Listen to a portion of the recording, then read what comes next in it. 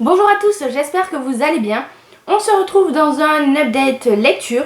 J'ai 5 romans à vous présenter, donc on ne va pas traîner.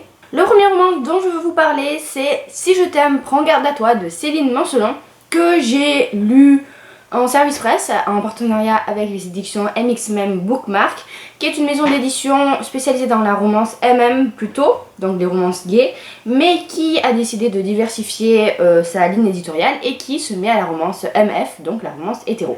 Ici, c'est l'histoire de Anne et Jason, qui sont deux amis d'enfance qui se connaissent depuis le jardin d'enfance. Ils sont colocataires car Anne est une jeune femme qui approche de la trentaine mais qui pourtant n'arrive pas à se trouver professionnellement parlant. Et il n'y a pas que professionnellement qu'elle n'arrive pas à se trouver, puisque elle n'arrive pas à trouver non plus de relations stables, à chaque fois ça capote. Et Jason lui est un journaliste qui enchaîne les aventures d'un soir comme ça, jusqu'au jour où voilà, il va se passer quelque chose entre eux et je vous en dis pas plus.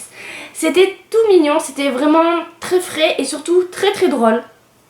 Anne, c'est quelqu'un de vraiment particulier qui m'a fait mourir de rire. Vraiment, il y a des passages assez drôles, quoi, assez cocasses. Elle se met toujours dans une situation un peu tordue et donc ça passe vraiment vraiment très bien. La romance est certes un peu cliché, on sait déjà ce qui va se passer, mais ça reste malgré tout très mignon à lire.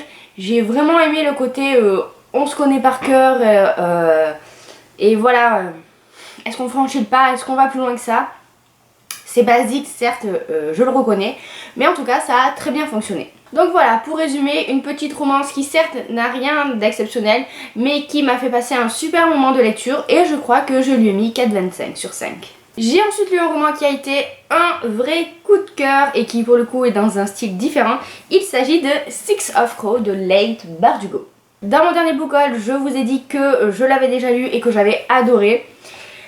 Je ne sais pas pourquoi je ne l'ai pas lu plus tôt, mais d'un côté c'est pas plus mal comme ça, j'aime moins attendre pour la sortie du tome 2 en 2017. L'histoire, elle est simple et à la fois complexe. C'est 6 hors-la-loi qui vont être réunis par donc le chef, Kaz, qui fait partie de la mafia locale.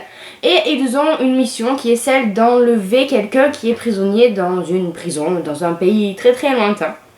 Il va réunir autour de lui que des gens, on va dire hors du commun, hein. Il y a Inej qui est son espionne personnelle, Jesper qui est un tireur d'élite accro au jeu. Il y a Nina et Mathias qui sont deux étrangers. Elle c'est une sorcière, c'est une Grisha, et lui c'est un chasseur de sorcières. Donc ils ont voilà une histoire commune pas évidente du tout. Et on a Willan qui est un peu fils à papa, mais qui est un expert en démolition, ou enfin bref, en explosion, hein, explosif, voilà. La fille cherche ses mots. Et du coup, tous les 6 vont être réunis pour accomplir cette mission, malgré les différences de caractère, tout ça. Vraiment, c'est super bien fait. Pour moi, clairement, c'est pas forcément young adulte ce roman, parce que déjà, de 1, il se passe des trucs un peu difficile quoi. 2, c'est vraiment des méchants. Quand on dit ouais, c'est même pas des anti-héros, voilà, c'est ça que je veux dire, c'est que ce sont vraiment des méchants. Kaz à un moment il fait quelque chose, j'ai dû relire la scène parce que je me suis dit non mais c'est pas possible là, il est pas en train de faire ça quand même. Enfin voilà, c'est assez sombre quoi comme univers, c'est vraiment très très bien fourni. La mythologie que l'auteur a créée est très intéressante, très fouillée. Et du coup ça m'a donné envie de lire son autre série, donc sur les Grisha. Malheureusement il n'y a que le premier tome qui a été traduit en français. C'est un peu dommage. Castelmore, si vous pouvez continuer la série, ça serait vraiment très bien. Et donc voilà, ces 6 personnages sont entraînés dans ce monde fantasy, fantastique, oui, fantaisiste, allez on va dire ça, qui recèle plein de dangers et ils ont un plan, mais voilà... avec tous les imprévus qui se passent dans ce roman, forcément ils vont tout devoir revoir. Et c'était vraiment vraiment très bien. Je vous encourage à le lire si vous aimez tout ce qui est fantasy, aventure. Il y a une peut-être 2 jolies histoires aussi d'amour à voir quoi par la suite. Mais voilà, en tout cas tout ce qu'il fallait pour me plaire, et j'ai vraiment très hâte de lire la suite.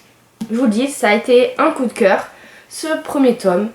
Donc si vous ne connaissez pas encore, franchement, foncez. Tant qu'on est dans le young adult fantaisiste, on va continuer avec Le Roi des Fauves d'Aurélie Wellenstein, que j'ai lu dans le cadre du challenge à 650 pages que nous organisions sur le forum.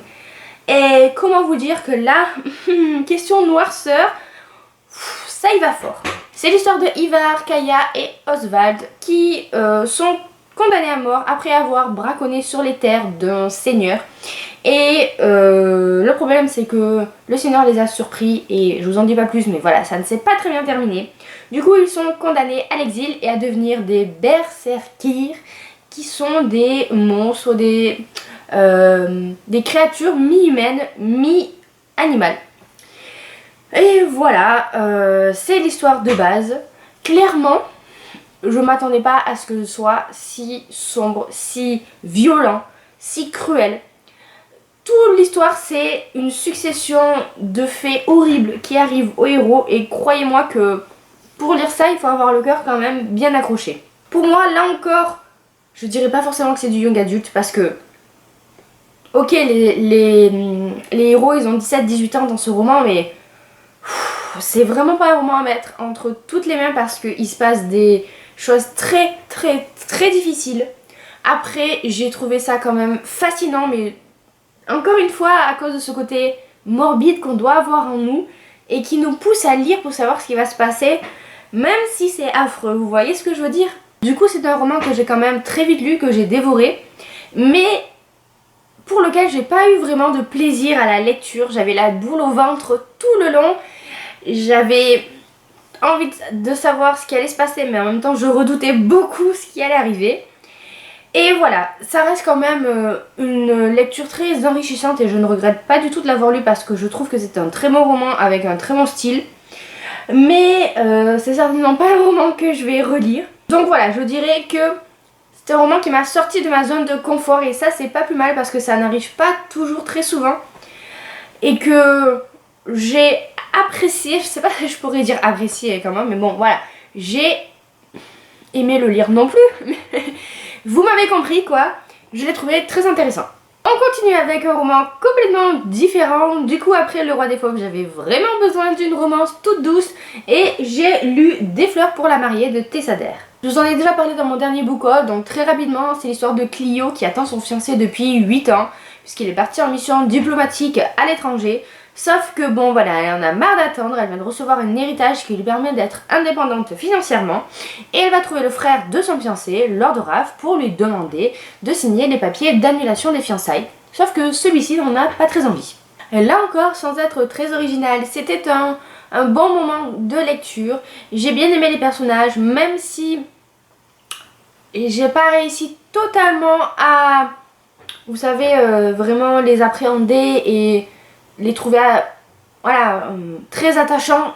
Je trouve que Clio est un personnage très intéressant et Raph aussi, mais que pour le coup voilà, ils auraient pu être peut-être un peu plus approfondis. En fait, Tessa Dare, c'est un auteur avec qui j'ai un rapport un peu particulier. Il y a certains de ses romans que j'idolâtre, qui sont vraiment des coups de cœur en romance historique, comme par exemple L'Impulsive que j'avais vraiment adoré, ou même le premier tome de cette série. Et parfois, certaines de ses romances me parlent beaucoup moins, et ça a été le cas ici. J'ai passé un bon moment de lecture et attention, avec cet auteur je passe toujours un bon moment de lecture. Mais voilà, il a manqué un petit quelque chose. En tout cas, comme d'habitude avec ce genre de romance se passant sous l'époque de la Régence, c'est pas évident à dire cette phrase, j'ai beaucoup aimé retrouver tout ce qui est ambiance de salon, noblesse anglaise, us et coutumes de l'époque. Et voilà. C'est toujours pareil, hein, de toute façon, c'est souvent un héros ténébreux qui est incompris de la société et qui s'est écarté, et là c'est le cas puisque Raph est devenu boxeur. Mais c'est pas grave, que voulez-vous, c'est ça qui nous fait fondre au fond. Et enfin, le dernier roman que je vous présente, c'est aussi un service presse numérique, il s'agit de Bad Decision de Lily Sweet. C'est l'histoire de Victoria, une jeune femme qui est journaliste, qui écrit des chroniques en fait pour un journal, un magazine, je ne sais plus. Et le problème c'est qu'elle vient de se faire larguer par son petit ami pour une femme qu'il a rencontrée sur internet. Donc autant dire qu'elle a un peu de mal à digérer tout ça. Le problème c'est que son nouveau patron, Michael, qui est là seulement pour un mois puisqu'il remplace son frère, va lui demander d'écrire une série de chroniques sur, eh bien, les rencontres en ligne. Dans son contrat, elle doit rencontrer 5 prétendants possibles grâce à ces rencontres sur internet. Et voilà, le problème aussi c'est que elle a un peu de mal à rentrer complètement dans cette mission, d'autant plus que son patron, Michael, lui plaît beaucoup. Donc autant le dire tout de suite, même si ça n'a pas été quelque chose de très original ni de franchement exceptionnel, j'ai quand même passé un bon moment de lecture. Le roman est assez court, comme souvent dans la collection HQN en fait, et du coup ça passe plutôt bien. Après c'était un petit peu moins marrant que par exemple Si je t'aime, prends garde à toi, qui je trouve est un peu le même genre de romance contemporaine, mais c'était quand même amusant. Les rendez-vous avec les prétendants c'était pas mal parce que du coup voilà, on se demandait quelle sera la terre du prochain quoi. Et voilà, j'ai bien aimé la romance, elle était mignonne, mais encore une fois ça manquait un petit peu d'approfondissement. Donc c'était bien, mais c'était pas, vous voyez, transcendant quoi. C'était beaucoup couru d'avance en fait, on savait très bien ce qui allait se passer. Bon, c'est souvent le cas en romance, je suis d'accord avec vous. Mais là, voilà, j'ai trouvé que c'était une bonne romance, mais qui aurait pu être encore plus aboutie. Ce qui était un petit peu dommage et ce qui a un peu perturbé ma lecture, c'est que malgré que le roman soit très court, au final il y avait beaucoup de redites, notamment dans les dialogues entre les personnages. Le mec il va tout le temps lui dire oui t'as un caractère de cochon, alors que franchement je trouve pas spécialement. Donc voilà, c'était mignon, mais sans plus. Et voilà, c'est tout pour cette update lecture. N'oubliez pas que je vous mets toujours en barre d'infos sous la vidéo les liens vers mes avis sur le forum. N'hésitez pas à me dire si vous avez lu vous aussi ces romans ou ce que vous êtes en train de lire, ça m'intéresse. Et n'hésitez pas aussi à me suivre sur les réseaux sociaux.